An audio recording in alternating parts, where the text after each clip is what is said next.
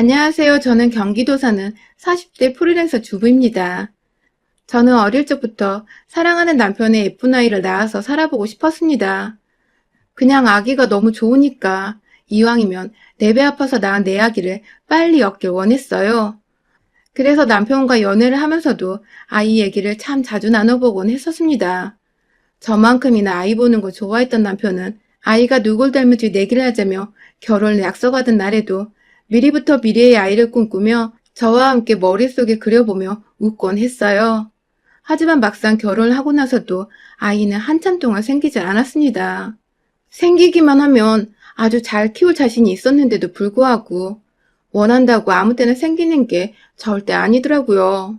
그러다 결국 남편이 병원에서 불임 판정까지 받아버리는 바람에 우리에게 자식은 절대 없을 거란 걱정이 확인사살이 되어버리고 말았죠. 시험관 시술이며 그런 것들을 저도 하고 싶었습니다. 하지만 경제적인 여유가 그리 넉넉지 않던 상황에서 무턱대고 시술을 받을 수만은 없었어요. 한다고 해서 100% 아이가 생기는 것도 아니었는데 쉽사리 결정하기에 결코 가벼운 금액이 아니었습니다. 반대로 완전히 밖에서 입양을 해오는 것도 고려를 해봤어요. 하지만 이 또한 참 어렵고 신중해야 할 일이었어요. 애완견 하나조차 제대로 키울 수 있을까 싶어 들이지도 못하는 저희가 제 자식 키우기도 힘들다는데 남의 자식을 키우며 내 새끼처럼 최선을 다할 수 있을지 확신도 없었고 점점 시간이 지나 이런 고민을 해갈수록 정신적으로 많이 힘들어서 곧 포기를 했죠. 다행이었던 것은 그래도 아이를 안 낳고 사는 젊은 부부들이 주변에 많기도 했었고 한참 딩크족이면 저출산으로 여기저기 대한민국 가족 구성원에 변화가 생기기 시작했던 때라서 다른 집들도 그렇다는 핑계를 삼아보며 우리 처지를 위로했습니다.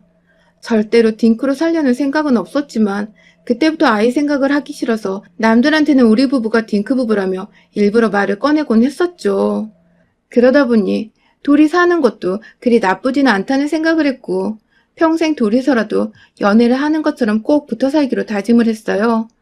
아이 웃음소리는 없겠지만 둘이서 일할 땐 일하고 쉴 땐 쉬면서 자기 삶을 가지고 즐길 수 있는 현재에 감사해 하기로 한 것이죠. 그렇게 저희는 마흔에 들어설 때까지 둘이서 살며 나름 재미나게 살았습니다. 바로 옆에 서로의 배우자가 있으니 외로움을 느낄 일이 없었고 각자 일을 하다 보니 바쁘기도 했었어요. 저는 직업상 집에서 일을 하고 돈을 버는 사람이어서 1년 중 360일 정도는 집에 붙어 살았고 비록 프리랜서지만 한번 작업을 맡게 되면 거의 한 작업당 서너 달이 소요가 되는 일인지라 작업 몇 개만 맡아도 1년이 후딱 지나가 버리곤 했죠.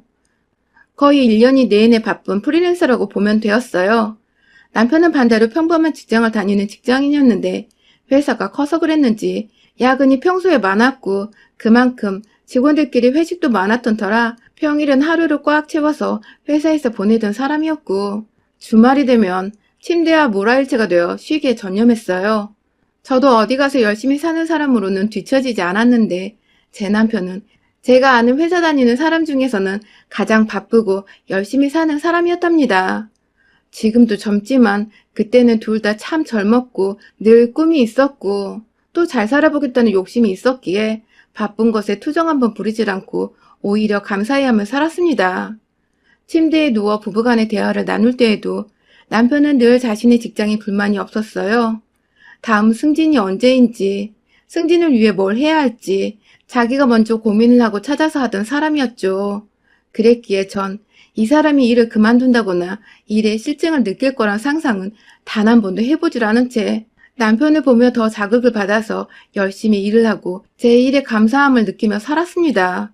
그런데 정말 예상치 못한 타이밍에 남편이 변했어요.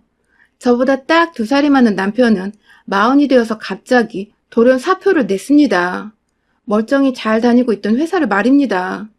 상사와 딱히 문제가 있었던 것도 아니고 지금까지 승진도 밀리지 않고 척척 해왔던 사람인데 갑자기 사표를 냈다는 말만 툭 던지던 남편의 태도에 솔직히 어이가 없었습니다. 지금껏 너무너무 열심히 살았던 사람이니까 원하면 언제든 이 사람이 일을 잠시 쉬고 새 출발을 계획해볼 수 있는 시간을 가질 수 있도록 응원을 해주려고 마음을 먹고는 있었어요. 대기업은 잘리기도 쉽게 잘린다고 하니 언제 어떻게 될지 모른다며 혼자 마음의 준비를 해본 적이 있었어요. 그런데 이도저도 아니고 와이프인 저한테 어떠한 언지를 남기지도 않은 채 그냥 방금 사표 내고 왔어 하고 집에 들어오는 이 인간의 모습에 저는 잘했다고 수고했다고 감히 말할 수가 없었습니다. 남편이 원하는 것은 단 하나였어요. 욜로족이 되는 것이요. 이미 유행 다 지난 그 욜로족이 이제서야 되어보고 싶다며 자식도 없고 노후 준비도 안 되어 있는데 멀쩡한 대기업을 그만뒀어요. 저희는 살고 있는 집이 자가도 아닌 전세이고요. 비록 대출금 갚을 건 없지만 자식이 없는 마당에 노후 준비는 어떻게든 저희 스스로 알아서 해야 했기에 착실히 돈을 모으고 집을 사야 했습니다. 남편과도 여러 번 대화를 나누며 집부터 사고 남은 돈들로 노후를 여유있게 보내자며 열심히 계획도 세웠고요. 그런데 남편은 그런 제 말들을 다 귀등으로도 듣지 않았던 건지 함께 세운 계획들을 모두 물거품으로 만들었어요. 지금 집값이 하늘 높은 줄 모르고 솟았잖아요. 만약 저때 남편이 직장을 그만두지 않았으면 저희는 함께 몇 년 더 돈을 모아서 대출금을 받아서라도 서울의 아파트 한 채 정도는 어찌저찌 살 수 있었을 겁니다. 하지만 졸지의 외벌이로 저 혼자 일을 하게 되며 남편의 욜로를 위한 유흥비 등으로 돈이 빠져나갈 일들이 급격히 많아졌고 결국 저희는 지금까지도 전셋집을 전전하며 살고 있답니다. 남편은 욜로를 외치며 일을 그만두고는 갑자기 모든 게 다 진부하게 느껴진다며 새로운 구직활동을 하는 것도 미루기만 한 채 거의 3년을 놀았어요.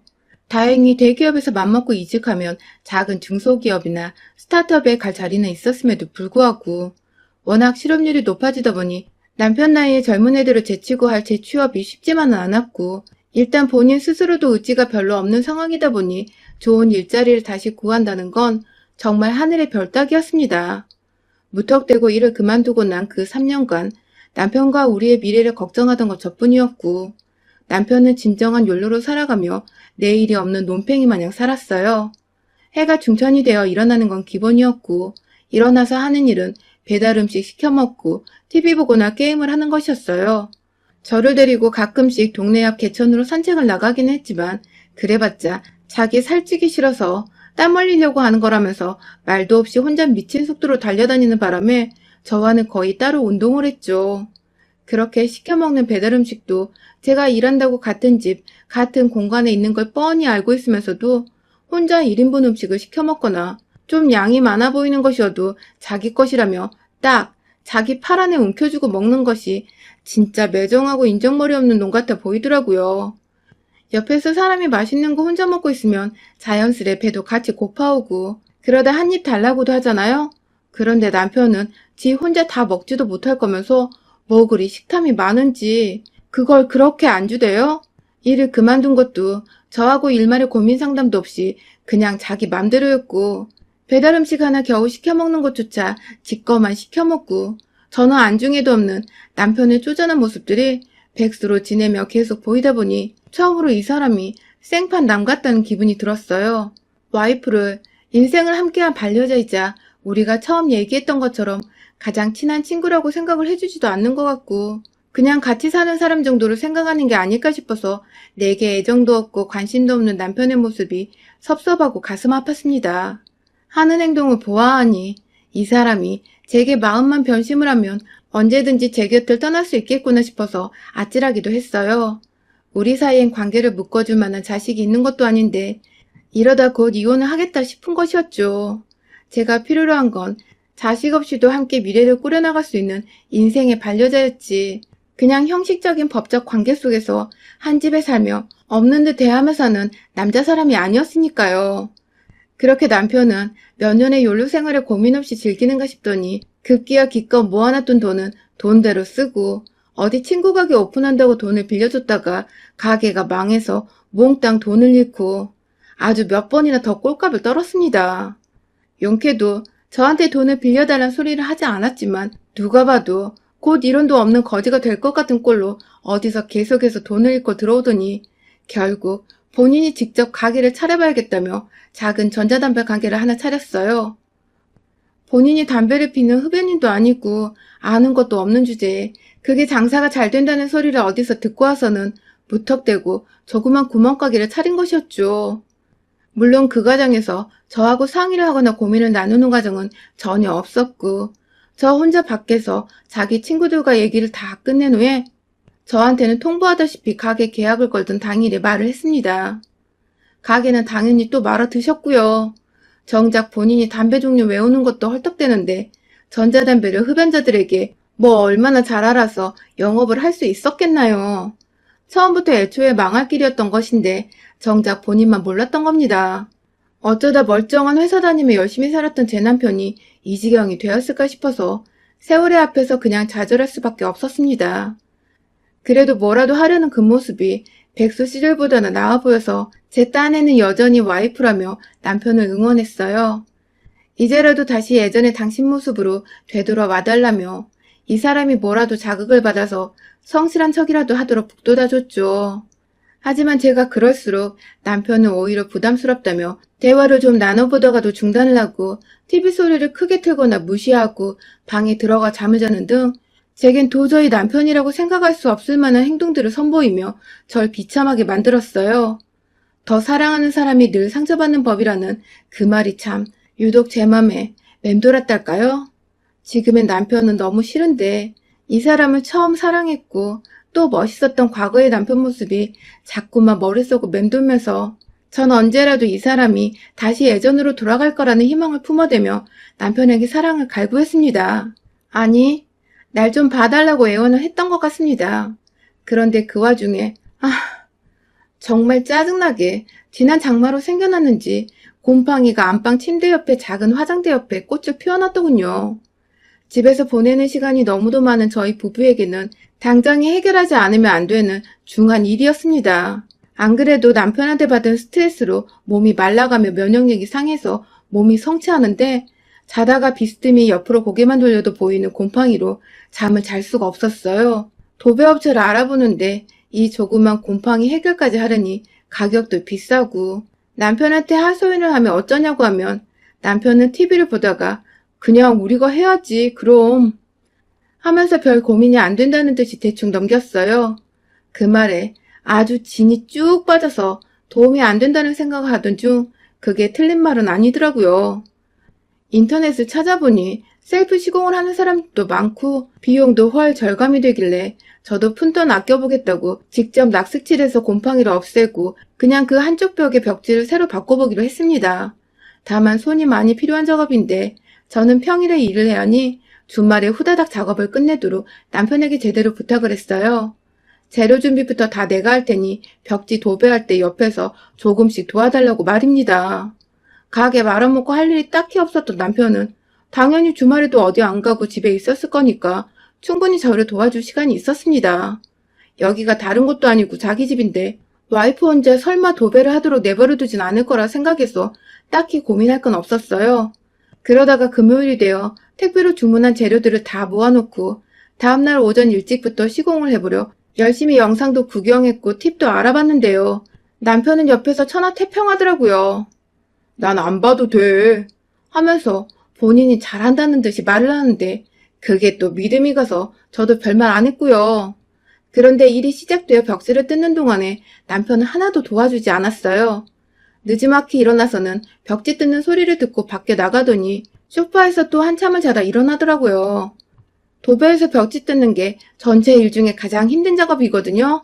막 벽지 불려서 긁어서든 손으로든 벽에 있는 걸 떼내야 해서 손도 많이 가는데 제가 죽는 소리를 내도 한번 와보질 않더라고요. 천만 다행히도 방 안에 있는 한쪽 벽만 해결하면 되는 거라 금방 끝나긴 했는데 진짜 속에서 조금씩 열이 받기 시작했어요. 혼자 락스칠해서 곰팡이까지 완전 제거를 해내고 이젠 벽지를 붙이려고 막 풀을 만들었어요. 시중에 파는 것으로 사서 물로 섞어주기만 하면 되는 거라 비교적 작업은 간단했죠. 그런데 이 간단한 풀을 만들다가 순간 화가 났어요. 기껏 어렵고 힘든 작업 다 끝내놓고 이제 쉬운 일을 하는 중인데 밖에서 도와주겠다던 남편은 그제서야 슬금슬금 안방으로 와서는 절 도와주려고 옆에서 알짱거리더라고요.